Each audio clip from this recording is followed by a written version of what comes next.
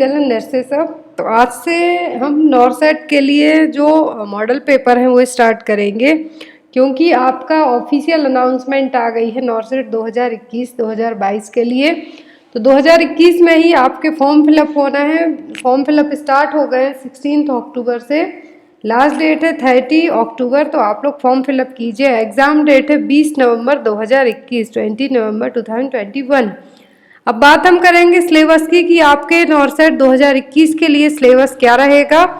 तो साफ साफ नोटिफिकेशन में कहा गया है कि जो आपने अपनी एजुकेशनल क्वालिफिकेशन में, that means GNM, BSc nursing, post basic BSc nursing में जितने भी सब्जेक्ट पढ़े हैं उन्हीं में से आपको 180 क्वेश्चन है जो आएंगे। यहाँ पर कोई पर्टिकुलर टॉपिक नहीं दिया है, बट मैं आपको रिमाइंड करा दूँ, यदि हम 2020 नॉरसेट का पेपर देखते हैं तो आपको nutrition, anatomy, physiology, medical surgical nursing, foundation of nursing और फंडामेंटल ऑफ नर्सिंग, साइकेट्रिक, जितने हमारे नर्सिंग के सब्जेक्ट हैं उसमें से क्वेश्चन तो आते ही हैं। साथ ही साथ इमेज बेस्ड और वीडियो बेस्ड क्वेश्चन भी एग्जाम में आते हैं। तो कोशिश की जाएगी अब आज से जो सीरीज रहेगी कि जो हम क्वेश्चन पढ़ रहे हैं साथ में उनके आपके लिए इमेज बेस्ड क्वेश्चन भी सॉल्व करवाए जाएं, या फिर जो हम रेशनल देते हैं उसमें आपके लिए इमेज लाई जाए, जिससे आपके लिए समझना इजी हो उन क्वेश्चंस के लिए। और साथ ही साथ इनकेस आपको उसी तरीके से क्वेश्चन आते हैं तो वो भी आपके लिए हेल्पफुल रहें। वीडियो में एंड तक जरूर बने रहें। और डेली आपके लिए एक क्लास है जो नॉरसेट वालों के लिए ली जाएगी, और जिनका भी निमांस के लिए पेपर है तो उनके लिए भी ये क्वेश्चन हेल्पफुल रहेंगे। And one and most important thing, जो भी लोग प्रीवियस एम्स के पेपर लेना चाहते हैं तो डायरेक्ट आप मेरे व्हाट्सएप नंबर पर या फिर इंस्टा मोजो की लिंक दी जाएगी इस वीडियो के डिस्क्रिप्शन बॉक्स में, तो वहाँ से पेपर ले सकते हैं, जिसमें आपको 20+ से भी ज़्यादा एम्स के पेपर रहेंगे। तो कुछ एम्स नॉरसेट का एग्ज़ाम तो 2020 से ही स्टार्ट हुआ है, तो 2020 नॉरसेट का पेपर भी है साथ में। एंड जो प्रीवियस अभी तक जितने भी जहाँ भी एम्स में पेपर हुए हैं वो भी आपको उसमें अवेलेबल हो जाएंगे एज यू विश। तो चलिए आज की सीरीज हम स्टार्ट करते हैं। तो मॉडल पेपर ये फर्स्ट रहेगा आपके लिए। आपका जब 20 नवंबर तक पेपर की जो डेट है उसके 19 नवंबर तक आपको डेली क्लासेस कंटिन्यू करवाए जाने की कोशिश की जाएगी कि आपको डेली एटलीस्ट 1 आवर 45 मिनट की क्लास है जो की जाएगी। तो यहाँ पे चलिए हम इस वीडियो में स्टार्ट करते हैं अपने क्वेश्चंस। तो क्वेश्चन नंबर फर्स्ट है, इमेज बेस्ड क्वेश्चन दिया हुआ है। In the image what type of nerve is affected. तो यहाँ पर आपको इस इमेज में एक हाथ दिख रहा है जिसमें फिंगर्स क्या हैं, टर्न है थोड़ी। तो इसमें कौन सी नर्व अफेक्ट हुई है जिसके कारण फिंगर्स ऐसी हो गई हैं। ऑप्शन में है ulnar nerve, median nerve, sciatic nerve या फिर रेडियल नर्व। तो जो इमेज में आपके लिए दिख रहा है तो इसमें कौन सी नर्व अफेक्ट हुई है। एग्जाम में क्वेश्चन आते हैं नर्व अफेक्टेड होती हैं, तो कौन सी नर्व अफेक्ट हुई है। जरूरी नहीं कि सेम आपको यही आ जाए, आपको रेडियल नर्व के बारे में पूछ सकते हैं, मीडियन के बारे में पूछ सकते हैं, अल्नर के बारे में भी पूछ सकते हैं। तो यहाँ पर कौन सी नर्व है जो अफेक्ट हुई है इस कंडीशन में, तो यहाँ पर नर्व हुई है अफेक्ट अल्नर नर्व। और जो यहाँ पर हाथ दिख रहा है क्या है, क्लॉ हैंड। ये किसी इंजरी के कारण या फिर कुछ डिफॉर्मिटी के कारण ये सिचुएशन होती है जिससे आपके हाथ में आपको नमनेस रहेगी, बहुत ज़्यादा पेन भी रहेगा। तो यहाँ पर आपको याद रखना है क्लॉ हैंड, या तो आपको इमेज दे के पूछा जाएगा कि ये क्या है, तो ये क्या है, क्लॉ हैंड, जो कि किसी, जिसको स्पिंक्टर क्लॉ कह सकते हैं, हम अल्नर क्लॉ कह सकते हैं। तो अल्नर क्लॉ क्यों कहा गया, क्योंकि यहाँ पर अल्नर नर्व है जो क्या हुई है, कंप्रेस हुई है, इसीलिए इसको क्या कहा गया है, अल्नर क्लॉ या फिर क्लॉ हैंड और स्पिंसर्स क्लॉ। या तो ये किसी डिफॉर्मिटी के कारण हुआ है या फिर यहाँ पर अल्नर नर्व है जो डैमेज हुई है, इसके कारण बहुत ज़्यादा पेन होगा। जब भी नर्व से रिलेटेड पेन होता है तो आपकी जो पेन किलर है, नॉर्मल पेन किलर है, वो भी अफेक्ट नहीं कर पाते हैं। तो यहाँ पर जो इंजरी, जो यहाँ पर सिचुएशन शो हो रही है क्या है, क्लॉ हैंड।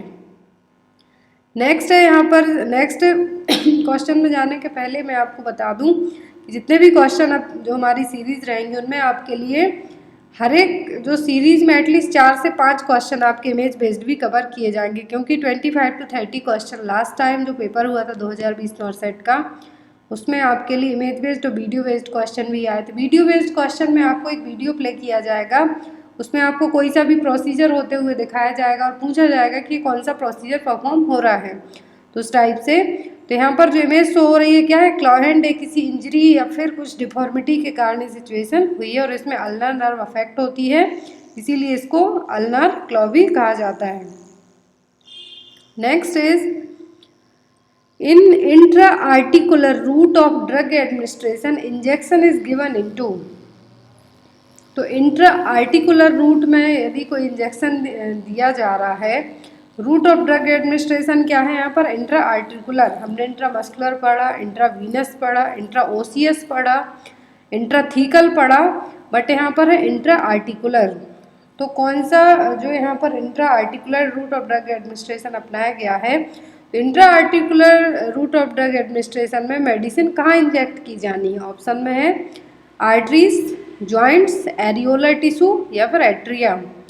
तो जो यहाँ पर इंट्रा आर्टिकुलर जो रूट ऑफ ड्रग एडमिनिस्ट्रेशन है कहाँ पर किया जाता है, किया जाता है जॉइंट्स में।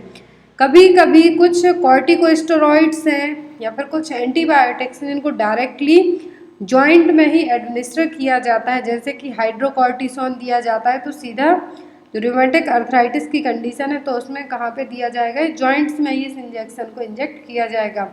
तो जब भी कोई भी मेडिसिन डायरेक्ट जॉइंट में इंजेक्ट की जानी हो तो वो drug of route of drug administration क्या कहलाता है, intra articular drug of administration route. हमने इंट्रामस्कुलर पढ़ लिया कि मसल्स में देना है, वेन में देना है तो इंट्रावीनस, सबक्यूटेनियस मसल्स में देना है तो सबक्यूटेनियस टिश्यू में देना है तो एससी। बट यहाँ पर इंट्रा आर्टिकुलर का मतलब है कि कोई भी मेडिसिन हमें डायरेक्टली जॉइंट में एडमिनिस्टर करनी है। और कब की जाती है, ऐसा नहीं कि नॉर्मल सिचुएशन में आपके लिए डायरेक्ट इंट्रा आर्टिकुलर इंजेक्शन दे दिया जाए, या तो रूमेटॉइड अर्थराइटिस की सिचुएशन में की जाएगी या फिर कुछ ऐसा इन्फेक्शन हुआ हो जहाँ पर डायरेक्ट उसी जगह पर आपको इंजेक्शन दिए जाने हो। तो जनरली जो जॉइंट्स में इंजेक्शन दिए जाते हैं या तो कुछ एंटीबायोटिक्स होंगे या फिर कार्टिकोस्टेरॉइड्स होंगे कि जॉइंट्स में इन्फ्लामेशन है उसके लिए, और ये इंजेक्शन नर्सेस नहीं देती हैं, जो भी एक्सपर्ट्स होते हैं वो इन इंजेक्शन को देंगे। जॉइंट्स में जो इंजेक्शन दिए जाते हैं इनको जनरली जो ऑर्थोपेडिक्स रहेंगे वो देंगे या फिर जो एक्सपर्ट्स रहेंगे वो इस इंजेक्शन को देंगे। तो यहाँ पर इमेज दी हुई, आपको पूछा जा सकता है कि इस इमेज में कौन सा रूट अपनाया गया है इंजेक्शन के लिए, तो क्या है, intra articular route. Next is which of the following is an anti emetic drug. इनमें से आपको बताना है कि एंटी एमेटिक ड्रग कौन सी है। ऑप्शन में ऑन्डेंसेट्रोन, डोमपेरिडोन, मेट्रोक्लोरप्रामाइड या फिर D all of the above. तो यहाँ पर जो मेडिसिन दी हुई हैं ये जनरली नोजिया के लिए, मॉर्निंग सिकनेस के लिए या फिर वॉमिटिंग के लिए यूज़ की जाती हैं। तो यहाँ पर एंटी एमेटिक में सभी कैटेगरी की मेडिसिन आ जाती हैं, नोजिया के लिए, वॉमिटिंग के लिए, मॉर्निंग सिकनेस वाली। तो यहाँ पर जो तीनों मेडिसिन दी हुई हैं एक इस कैटेगरी में आ जाएंगी, तो ये सभी मेडिसिन आएंगी एंटी एमेटिक ड्रग्स में। और जो यहाँ पर मेट्रोक्लोरप्रामाइड दिया हुआ है ये जनरली जब मॉर्निंग सिकनेस होती है तब दी जाती है। ऑन्डेंसेट्रॉन को नॉर्मल वे में भी यदि आपको वॉमिटिंग फील हो रही है, वॉमिटिंग होती है, तब भी आप इसको यूज़ कर सकते हैं। तो यहाँ पर ये सभी मेडिसिन दी जाती हैं किसके लिए, वॉमिटिंग, नोजिया या फिर मॉर्निंग सिकनेस के लिए। तो जब मॉर्निंग सिकनेस, वॉमिटिंग, नोजिया इस कैटेगरी में मेडिसिन आती है तो वो क्या कहलाती है, एंटी एमेटिक्स ड्रग। और ये सभी क्या है यहाँ पर, एंटी एमेटिक्स ड्रग हैं। So here is the right answer is D, all of the above. Next is if a physician prescribes a drug with HS symbol, the nurse understand that the drug is to be given. यदि किसी physician ने आपको drug prescribe की है, कोई medicine prescribe की है और उसमें H.S. सिंबल बना दिया है तो इसका मतलब क्या होगा। ऑप्शन में है at once, tonight, at bed times या फिर अल्टरनेट डेज। तो जो फार्माकोलॉजी के सिंबल्स हैं आपको एग्जाम में आ सकते हैं, सिंबल्स की जगह मेडिसिन भी आ सकती है, कुछ भी आ सकता है नॉर्सेट एग्जाम में, क्योंकि आपसे साफ कहा गया है कि आपको जो आपने अपने सब्जेक्ट पढ़े हैं उन्हीं में से आपको 180 मार्क्स, 180 क्वेश्चन है जो आएंगे 180 मार्क्स के, उन्हीं में से आएंगे। तो यहाँ पर जो HS सिंबल है इसका मतलब एक नर्स को पता होना चाहिए कि इसका मतलब क्या है, एट बेड टाइम, सोने के टाइम पर ये मेडिसिन दी जाएगी। यहाँ पर कुछ सिंबल दिए हुए हैं जो प्रीवियसली एग्जाम में आए हुए हैं तो उनके बारे में हम बात करते हैं। यदि डॉक्टर ने क्यू, ओनली क्यू लिख दिया, मतलब क्या है कि ईच एंड एवरी, QID लिख दिया, क्यू से सभी को पता है, और ID लिख दिया तो 4 टाइम्स देना है डेली, SC का मतलब सबक्यूटेनियस। स्टेट ऑर्डर, कुछ मेडिसिन ऐसी होती हैं कि जो स्टेट ऑर्डर मेडिसिन कहलाती हैं, दैट मीन्स इमरजेंसी में ही दी जाती हैं और ओनली एक बार ही इनको दिया जा सकता है, तो वो क्या कहलाती हैं? एट वंस और immediately. SYR that means syrup. TPN का मतलब होता है टोटल पेरेंटल न्यूट्रिशन। इसमें आपको क्या करा जाता है कि आपको माउथ से स्टॉप किया जाता है, तो ये क्या है? TPN है यहाँ पर, टोटल पेरेंटल न्यूट्रिशन जिसको कहा जाता है। और फिर आता है यहाँ पर जो एग्जाम में आता है GTT। GTT का फुल फॉर्म कई बार एग्जाम में आया है, तो क्या है? ड्रॉप। कोई भी मेडिसिन ड्रॉप फॉर्म में आएगी तो उसके लिए क्या लिख दिया जाता है? GTT। HS का मतलब होता है बेड टाइम।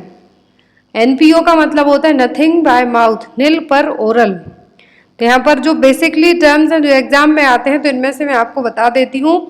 NPO आपको आ सकता है, स्टेट ऑर्डर आ सकता है, HS आ सकता है, GTT आ सकता है।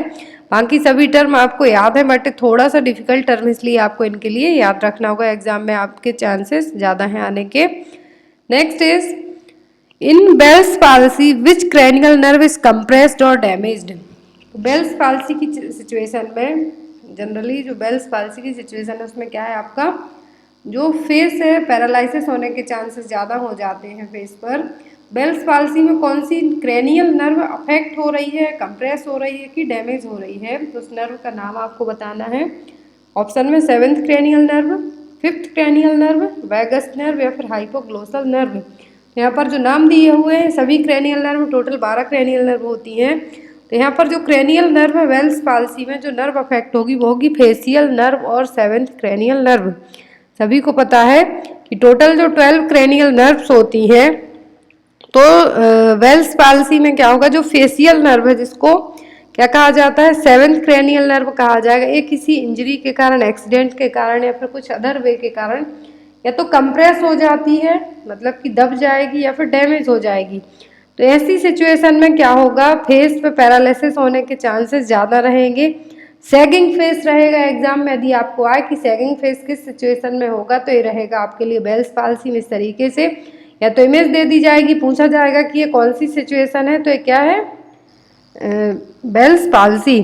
और यहाँ पर पर्सन की इनेबिलिटी रहेगी कि वो अपनी आंखों को बंद नहीं कर पाएगा, और इवन उसको क्या होगा? इरिटेशन भी फील होना स्टार्ट हो जाएगा। असिमेट्रिकल स्माइल होगी आपकी, आप अच्छे से हंसना भी चाहेंगे नहीं हंस सकते हैं। और इवन आपके हाफ फेस पर या फिर फुल फेस पर पैरालिसिस भी हो सकता है। बेल्स पाल्सी में कौन सी नर्व अफेक्ट हो रही है? 7th क्रेनियल नर्व और फेसियल नर्व।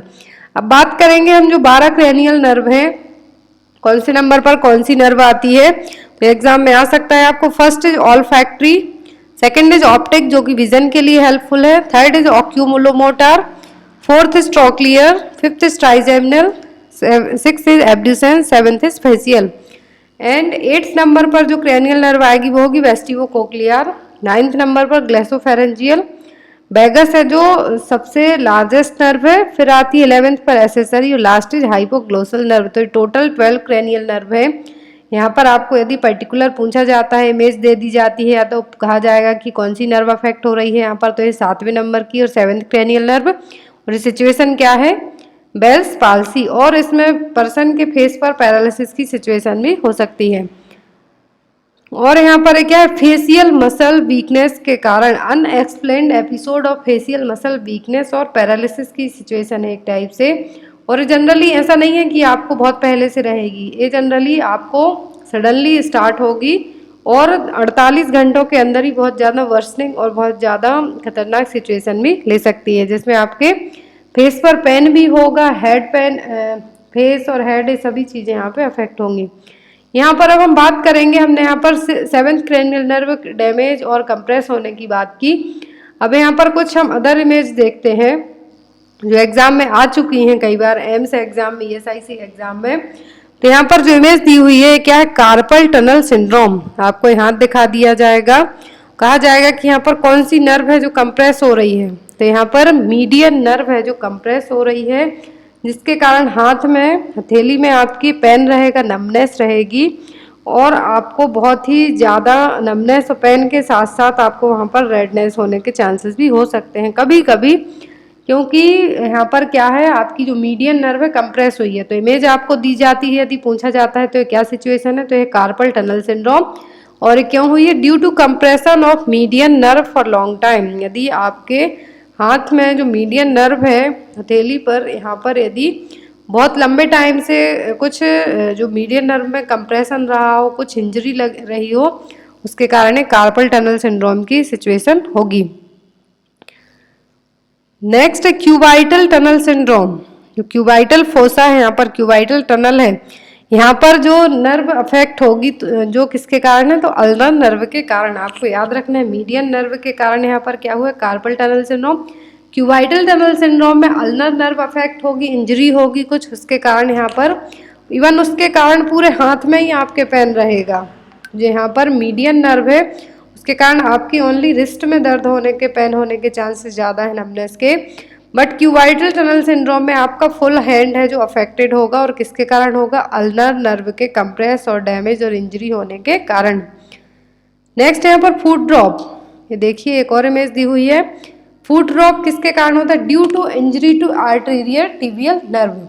तो फुट ड्रॉप के लिए यदि आपको एग्जाम में आता है कि किसके कारण होता है, तो होता है एंटीरियर टिबियल नर्व, और जो किससे जुड़ी हुई होती है, पेरोनियल नर्व से। तो दो ऑप्शन आपको आ सकते हैं, डीप पेरोनियल नर्व, जिसके कारण आपका जो लेग है क्या होगा, एबडक्शन एडक्शन कुछ भी नहीं हो पाएगा, इवन बहुत ज़्यादा पेन होगा। प्लेंटर फ्लेक्शन में भी आपको बहुत ज़्यादा पेन होगा। तो यहाँ पर कौन सी नर्व अफेक्ट हो रही है? Anterior tibial nerve. नेक्स्ट आता है सैटरडे नाइट पाल्सी। यहाँ पर हमने नर्व से रिलेटेड कुछ छोटे छोटे टर्म्स पढ़े हैं। नेक्स्ट आता है सैटरडे नाइट पाल्सी और रिस्ट ड्रॉप।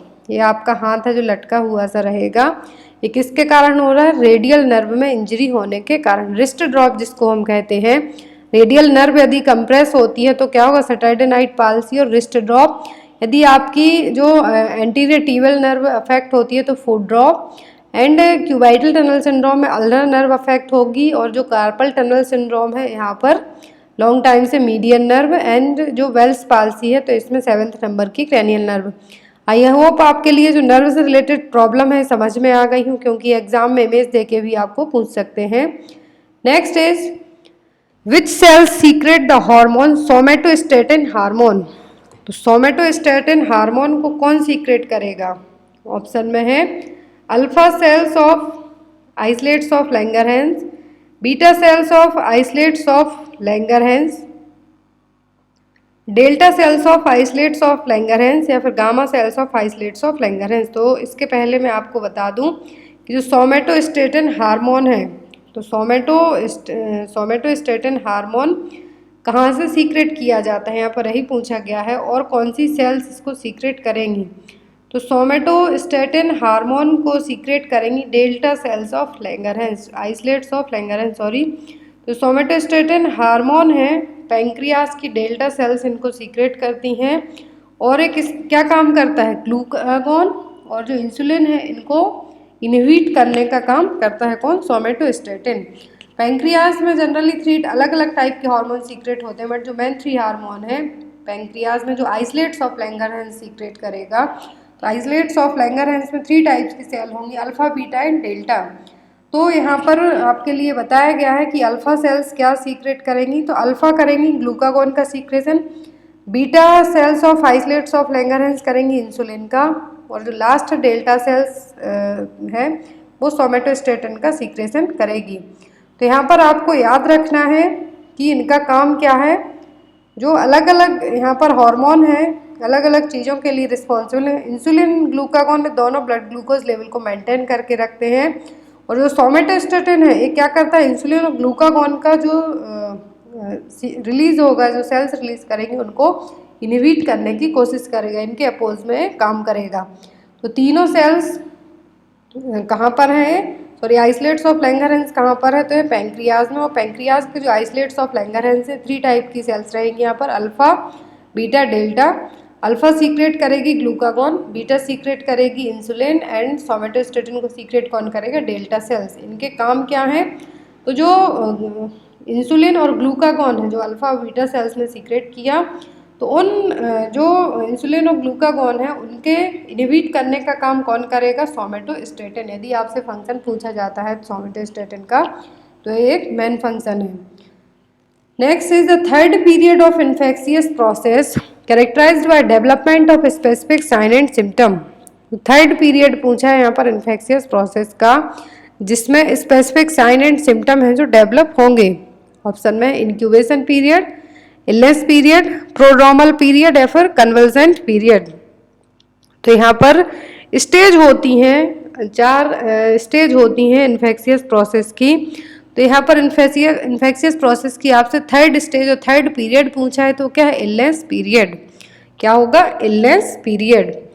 जब आपकी बॉडी में कोई भी माइक्रो ऑर्गेनिज्म एंटर किया हो, इन्फेक्शियस प्रोसेस स्टार्ट हुई हो, अपने साइन सिम्टम डेवलपमेंट करना स्टार्ट किए हों बट वो शो नहीं हुए हैं, ओनली उनका डेवलपमेंट हुआ है, तो वो क्या है? Illness period. और इलनेस पीरियड में पर्सन किसी दूसरे को भी अफेक्ट है जो कर सकता है। यहाँ पर जो अदर टर्म दिए हुए हैं, क्योंकि ये क्या है? 4 टर्म होते हैं यहाँ पर। First is incubational period. Incubational period का मतलब है कि पर्सन को कोई इन्फेक्शन हुआ और उसकी बॉडी ने first sign and symptom show किए। The incubation period means the time between catching the virus and beginning to have symptoms of the disease. जो इंक्यूबेशन पीरियड है यहाँ पर, हो सकता है आपको इस साल कोविड का इंक्यूबेशन पीरियड पूछा जाए तो इसकी रेंज है 1 to 14 डेज, 1 से 14 दिन तक। तो इंक्यूबेशन पीरियड का मतलब है कि आपकी बॉडी ने जैसे ही बैक्टीरिया ने आपकी बॉडी में एंटर किया और फर्स्ट साइन सिम्टम शो हो गए तो क्या है? Incubation period. फिर यहाँ पर आता है प्रोड्रोमल पीरियड। तो प्रोड्रोमल पीरियड का मतलब है यहाँ पर the period after incubation and before the characteristic symptom of infection occur. आपकी बॉडी ने साइन सिम्टम शो किए, मतलब इंक्यूबेशन पीरियड स्टार्ट हो चुका है, लेकिन उसके पहले जो सिम्टम्स है इन्फेक्शन के ज़्यादा नहीं हो पा रहे हैं, लक्षण शो नहीं हो पा रहे हैं, तो क्या प्रोड्रोमल पीरियड जो कि 1 से 2 दिन का होता है, जिसमें इनिशियल सिम्टम्स देखने को मिलेंगे। फिर आता है कन्वल्जेंट पीरियड, लास्ट जो कि रिकवरी पीरियड है। आपकी बॉडी में इन्फेक्शन हुआ, आप ठीक होते जा रहे हैं, आपकी बॉडी की रिकवरी प्रॉपर हो रही है, तो क्या है यहाँ पर? Convulsant period. यहाँ पर एक ग्राफ दिया हुआ है, इससे आप इजीली समझ सकते हैं। First is incubation period, initial exposure to microbes के बाद आपकी बॉडी ने पहले साइन सिम्टम्स शो किए तो क्या हो गए? Incubation period. प्रोड्रोमल स्टेज में क्या होगा कि आपकी बॉडी में इन्फेक्शन के बाद जो साइन सिम्टम शो हो रहे हैं बट इनिशियल सिम्टम शो हो रहे हैं। मान लीजिए कि आपको नॉर्मल फ्लू होता है तो आपकी बॉडी क्या शो करेगी? पहले आपको 1 दिन तक सर्दी रहेगी, फिर हो सकता है थोड़ी बहुत कफ भी आने लगे, आपको नोज एंड आइज से रनिंग वाटर हो जाए, तो क्या आएंगे? प्रोड्रोमल स्टेज में आ जाएंगे। फिर आता है पीरियड ऑफ इन्वेजन, इसको थर्ड स्टेज कहा जाता है या फिर इलनेस पीरियड कहा जाता है। तो इसमें पर्सन सबसे ज़्यादा इन्फेक्शन का जो वायरल लोड है क्या होगा? सबसे ज़्यादा होगा, और इस टाइम पर पर्सन किसी दूसरे पर्सन को इजीली इन्फेक्शन है जो अपना दे सकता है। लास्ट आता है कन्वल्जेंट पीरियड, जिसमें क्या रिकवरी पीरियड कहा जाता है। हाइट ऑफ इन्फेक्शन से, that means period of invasion से, इलनेस पीरियड से आप धीरे धीरे क्या हो रहे हैं? रिकवर हो रहे हैं। तो एक इसमें आएगा कन्वल्जेंट पीरियड में। तो यहाँ पर आपको यदि क्वेश्चन में थर्ड पीरियड की जगह सेकंड पीरियड पूछते हैं तब आपको प्रोड्रोमल पीरियड चूज करना होगा।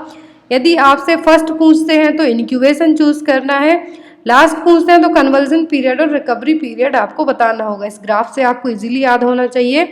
और जो कन्वल्जेंट पीरियड है इसमें लेस चांस होते हैं किसी दूसरे को अपना इन्फेक्शन देने के, बट जो प्रोड्रोमल स्टेज है और जो पीरियड ऑफ इन्वेजन है और इलनेस पीरियड है, इसमें बहुत ज़्यादा चांस होते हैं कि आपका इन्फेक्शन किसी दूसरे को इजीली कैच हो जाएगा। Next is the most frequent cause of death among clients with AIDS are opportunistic disease, which of the following is the opportunistic infection. तो जो एड्स के पेशेंट होते हैं, HIV एड्स के पेशेंट होते हैं, उनमें कुछ अपॉर्चुनिस्टिक इन्फेक्शन के कारण डेथ होती है। तो कौन सा अपॉर्चुनिस्टिक इन्फेक्शन है जिसमें एड्स पेशेंट की डेथ होती है? ऑलरेडी आपको एड्स है बट अपॉर्चुनिटी देख के कोई और बैक्टीरिया वायरस आपकी बॉडी में एंटर हो जाता है जो इतना ज़्यादा घातक रहेगा कि आपकी इवन उससे डेथ भी हो सकती है। एड्स से तो आप बच गए लेकिन उस अपॉर्चुनिस्टिक इन्फेक्शन से नहीं बच पाएंगे, तो वो क्या है? ऑप्शन में है rubella, encephalitis, respiratory candidiasis infectious mononucleosis. तो जनरली जो एड्स के पेशेंट होते हैं उनकी इम्यूनिटी बहुत ही ज़्यादा वीक हो जाती है और पूरे तरीके से सप्रेस हो जाती है, और जो CD4 सेल काउंट होता है वो लेस देन 200 mm हो जाता है। आपको एग्जाम में ये चीज़ें आ सकती हैं कि एड्स के पेशेंट में जो CD4 सेल काउंट है जो एक एक्यूरेट पोटेंसी बताएगा कि आपको एड्स है या नहीं। तो इसमें CD4 सेल काउंट कितना हो जाएगा, लेस देन 200। तो यहाँ पर बात की जा रही है अपॉर्चुनिस्टिक डिसीज़ की। तो एड्स के पेशेंट में जो अपॉर्चुनिस्टिक डिसीज होती है जनरली इसके कारण डेथ हो सकती है, तो वो है ट्यूबरक्लोसिस। यहाँ पर जब ऑप्शन में आपको ट्यूबरक्लोसिस नहीं है तो आप किसको चूज करेंगे, तो वो अगर रेस्पिरेटरी कैंडिडियासिस जो फंगल इन्फेक्शन है, कैंडा फंगल इन्फेक्शन है, यदि रेस्पिरेटरी कैंडिडियासिस होता है तो उसके कारण भी पेशेंट की डेथ है जो हो सकती है, क्योंकि ऑलरेडी आपकी बॉडी का जो इम्यून सिस्टम है वो पूरा वीक हो चुका है, सप्रेस हो चुका है, तो आपको और इजीली कोई भी इन्फेक्शन पकड़ सकता है। जो सबसे ज़्यादा लीथल इन्फेक्शन होगा वो क्या होगा, रेस्पिरेटरी प्रॉब्लम्स को लेके। और जब कैंडिडियासिस हो जाए, ट्यूबरक्लोसिस हो जाए, तो ऐसे केस में आपको एड्स से और साथ में एक चीज़ और हो जाए जिसके कारण आपकी डेथ हो सकती है, तो वो क्या है, respiratory candidiasis. Next is 2 in solution in parenteral nutrition is a combination of, यहाँ पर 2 टाइप होते हैं, एक यहाँ पर 2 है, एक होता है 3। तो 2 पूछा जाए तो अब आपको डिफरेंट चीज सोचनी होगी, और 3 पूछा जाता है तो डिफरेंट। तो यहाँ पर जब पूछा गया है कि 2 in solution in parenteral nutrition, जो पेरेंटल न्यूट्रिशन के पैकेट होते हैं उनमें किसका कॉम्बिनेशन मिलाया जाएगा, ऑप्शन में lipids and amino acid and dextrose, lipid and dextrose या लिपिड एंड प्रोटीन्स। यदि 2 in solution पूछा जाता है तब आप चूज करेंगे अमीनो एसिड एंड डेक्सट्रोज।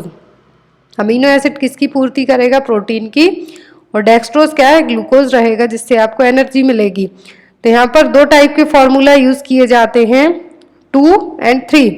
यदि आपसे TPN टोटल पेरेंटल न्यूट्रिशन का फॉर्मूला 2 पूछा जाता है, 2 in 1, तो यहाँ पर calories from amino acid and calories from dextrose, तो ये दोनों चीजें आपको बतानी है।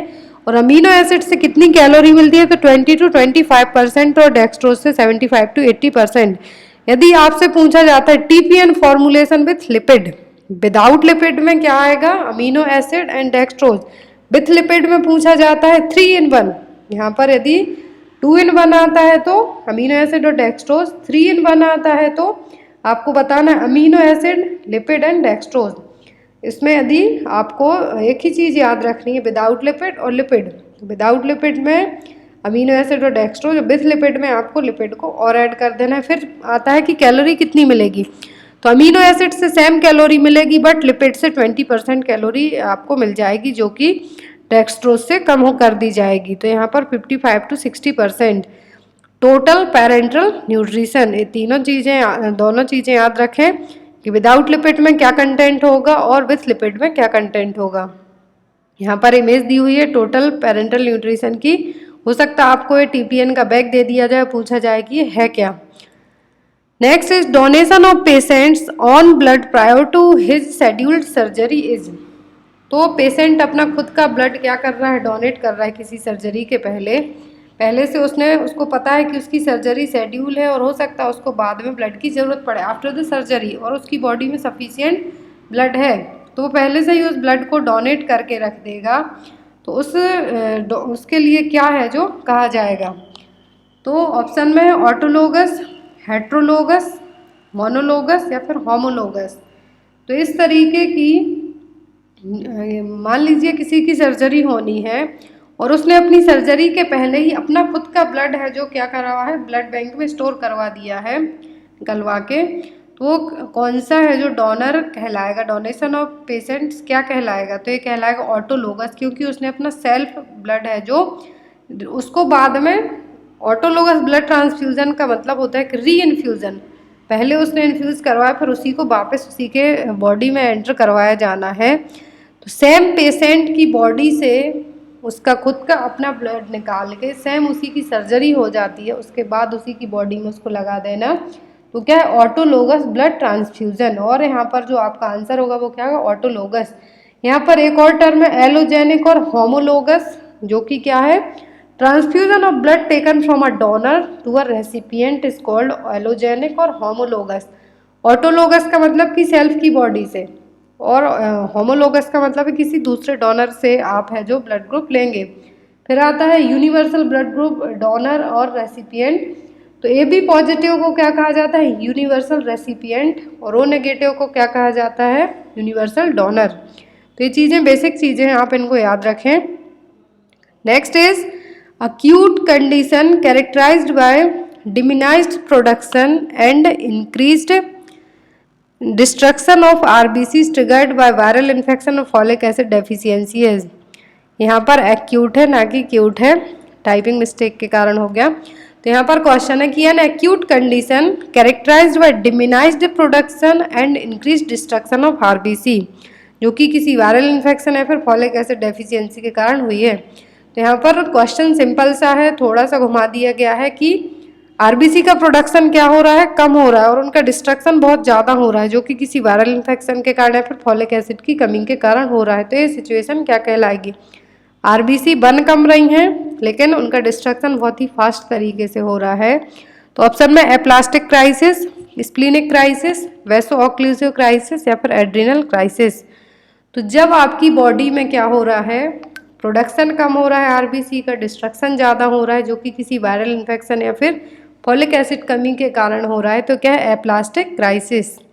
और यहाँ पर जो अदर क्राइसिस दी हुई हैं वो भी देख लेते हैं हम। तो एड्रिनल क्राइसिस में क्या होगा? लैक ऑफ कॉर्टिसोल के कारण एक इमरजेंसी सिचुएशन बनेगी, जिसके कारण पेशेंट को लाइट हेडनेस और डिजीनेस होगी, वीकनेस होगी, स्वेटिंग होगी, एब्डोमिनल पेन होगा, और इवन पेशेंट अनकॉन्शियस भी हो सकता है। एड्रिनल क्राइसिस का मतलब क्या? Acute adrenal crisis is a medical emergency caused by lack of cortisol. Aplastic crisis किसके कारण हुई? फॉलिक एसिड डेफिशिएंसी या फिर वायरल इन्फेक्शन के कारण, और इसमें आरबीसी का प्रोडक्शन कम हुआ बट डिस्ट्रक्शन है जो तोड़फोड़ है जो ज़्यादा हुई। तो एक क्या हो गया? एप्लास्टिक।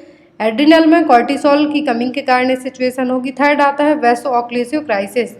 तो क्या है? When the microcirculation is obstructed by sickled RBC, जो हसीयाकार और सिकिल्ड आरबीसी होगी इनके कारण सर्कुलेशन अफेक्टेड होगा। तो क्या है? Vaso एक्लूसिव crisis. फिर आता है सिकिल सेल क्राइसिस। तो सिकिल सेल क्राइसिस में क्या होगा? Can block the blood vessels leading out of the spleen. जब आपके जो ब्लड है कहाँ पर रह जाए? स्प्लीन में रह जाए, फ्लो होने की जगह स्प्लीन में ही एक जगह इकट्ठा होते जाए। तो क्या है? Sickle cell crisis. Next is in the procedure some scar is seen, this scar is formed by which procedure. तो यहाँ पर एक आपको स्कार दिख रहा है नेक के यहाँ पर, तो किस प्रोसीजर के कारण स्कार हुआ है? ऑप्शन में है IV cannula insertion, tracheostomy scar, IV cannula removal, या फिर इंसर्शन ऑफ आईवी कैथेटर। तो नेक में तो आप आईवी कैन्युला नहीं लगाएंगे, ना ही रिमूव करेंगे। तो सिंपल सी बात है कि ये किसका स्कार है? Tracheostomy scar. किसका स्कार है? Tracheostomy scar. और यहाँ पर ट्रैकियोस्टोमी स्कार तो आपको देखने को मिल रहा है, बट ट्रैकियोस्टोमी में क्या इंस्ट्रूमेंट यूज किए जाते हैं? एग्जाम में आपके कई बार आ चुके हैं, तो आप उन चीजों को याद रखें। और ट्रैकियोस्टोमी रिमूवल के लिए क्या कहा जाता है? डी कैन्युलाइजेशन। आपको एग्जाम में यदि आता है कि ट्रैकियोस्टोमी रिमूवल के लिए क्या टर्म दिया जाता है, तो वो decannulation. Next is a head injury patients which is the alarming event soft surface show in patient. तो यदि किसी पर्सन को हेड इंजरी हुई हो तो उसमें कौन से हैं जो अलार्मिंग साइन है जिसके लिए हमें उसको तुरंत सडनली हॉस्पिटल लेके जाना होगा? अलार्मिंग का मतलब है यहाँ पर कि कुछ ऐसी सिचुएशन हो सकती है जो बाद में हम कंट्रोल ना कर पाएँ। अलार्मिंग का मतलब है कि आपको तुरंत इमीडिएट एक्शन लेना होगा। तो हेड इंजरी यदि किसी पेशेंट को हुई है, ऑप्शन में टैकीकार्डिया, ईयर ब्लीडिंग, हाइपोग्लाइसीमिया या फिर हाइपोटेंशन। तो हेड इंजरी यदि किसी पर्सन को हुई है तो उसके लिए यदि ईयर ब्लीडिंग होती है या फिर आइज से ब्लीडिंग होती है, ईयर ब्लीडिंग होती है, वॉमिटिंग होती है, नोजिया होता है, तब हमें उस पर्सन को तुरंत वो साइन क्या कहलाएंगे? अलार्मिंग साइन कहलाएंगे, और हमें उसको ट्रॉमा सेंटर तुरंत लेके जाना होगा। यदि ईयर ब्लीडिंग हुई है तो टेम्पोरल लोब अफेक्ट होने के चांसेस ज़्यादा हैं ब्रेन में। तो इसीलिए हेड इंजरी जब भी किसी पर्सन को होती है तो वॉमिटिंग, जो बेसिक आपको क्वेश्चन आ सकते हैं और आपको पता होना चाहिए नॉर्मल, कि ईयर ब्लीडिंग, वॉमिटिंग, नोजिया और अनकॉन्शियसनेस, ये सभी चीज़ें क्या हैं? मोस्ट कॉमन और अलार्मिंग साइन है पेशेंट में हेड इंजरी हुई हो तो। एक क्वेश्चन आपके लिए, इसका आंसर आप लोग कमेंट बॉक्स में देना। क्वेश्चन है, all factors are responsible for increasing the BMI, body mass index और क्विटलेट इंडेक्स एक्सेप्ट। सभी फैक्टर यहाँ पर बीएमआई को बढ़ाने का काम करेंगे, किसी एक को छोड़कर।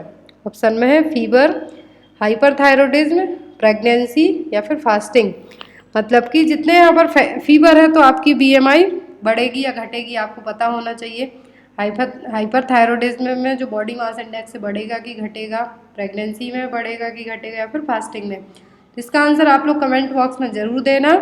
आई होप आपके लिए आज की क्लास अच्छी लगी हो तो लाइक करके अपने फ्रेंड्स के साथ शेयर ज़रूर करें। और डेली हम, जब तक आपका नॉर्सेट एग्ज़ाम नहीं होता, डेली आपके लिए एक क्लास इस तरीके की लाई जाएगी जिसमें आपके लिए इमेज बेस्ड क्वेश्चन भी होंगे। और कल से आपके लिए कोशिश की जाएगी, जो नेक्स्ट सीरीज सेकंड रहेगी उसमें आपको एंड में 3 से 4 क्वेश्चन जीके के भी रखे जाएं, जिससे आपका साथ में जीके भी प्रिपेयर होते जाए। So guys, thank you for watching this. Bye bye, good night.